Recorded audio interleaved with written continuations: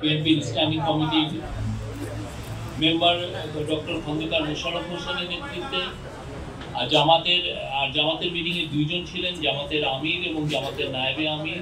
জামাতের আমির ডক্টর শফিকুর রহমানের নেতৃত্বে এবং এনসিপির 4 জন ছিলেন এবং এনসিপির একমাত্র দল যেখানে একজন মহিলা প্রতিনিধি ছিলেন। এনসিপিকে নেতৃত্ব দিয়েছেন নাহিদ ইসলাম। তো মিটিংয়ে প্রত্যেকটা পার্টি তাদের স্ব অবস্থান করেছেন। তারা মাননীয় চিফ অ্যাডভাইজারকে অকুণ্ঠ সমর্থন জানিয়েছেন। তারা বলেছেন তার নেতৃত্বে তাদের আস্থা আছে এবং তারা বলেছেন যে কেউ বলেছেন যে তারা বেশ কিছু রিপোর্ট করেছেন যে উনি পদত্যাগের বিষয়টা উনি ভাবছেন।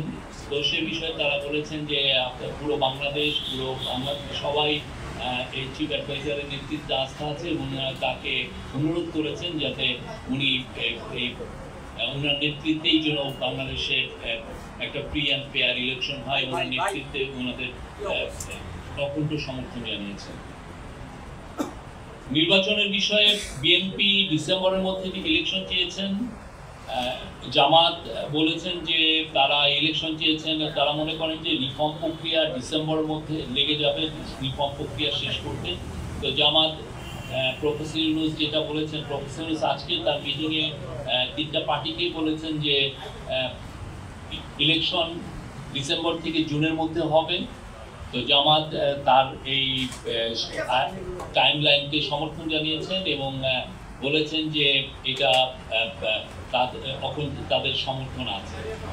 এনসিপিও একই, তার ইলেকশন কমিশনের বিষয়ে এনসিপি এবং জামাত বলেছেন যে তারা মনে করে না যে এখন যে এই অবস্থায় আছে তাতে লেভেল প্লেইং ফিল্ড, একটা ফ্রি অ্যান্ড ফেয়ার ইলেকশনের জন্য যে পরিবেশ দরকার সেই পরিবেশটা নাই এবং এটা কোনো লেভেল প্লেইং ফিল্ড নাই।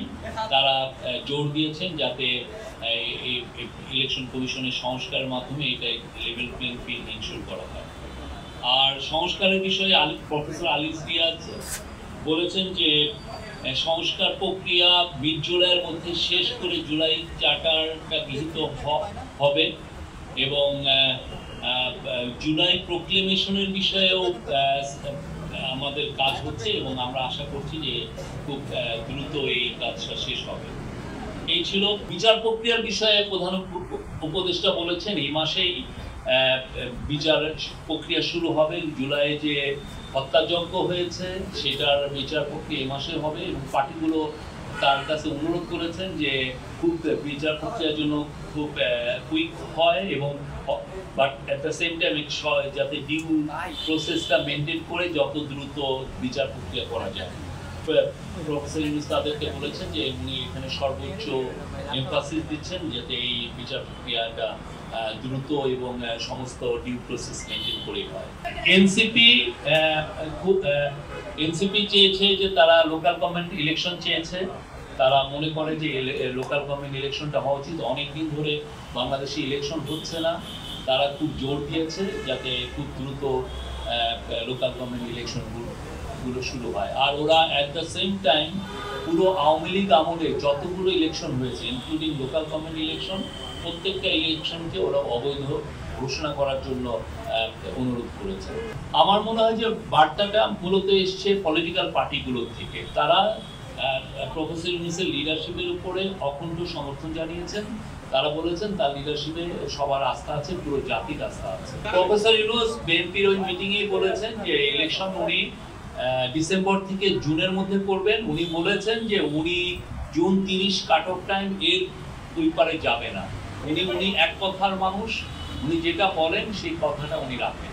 আবার প্রফেসর ইউনূস বারবার বলেছেন ইলেকশন ডিসেম্বর থেকে জুনের মধ্যে হবে, এটা উনি বারবার বলেছেন এবং কালকে অনেকগুলো পলিটিক্যাল পার্টি আছে তাদের সাথে উনি সুনির্দিষ্ট এই যে জুন 30 তারিখটা একটা সুনির্দিষ্ট ডেট, ঠিক না?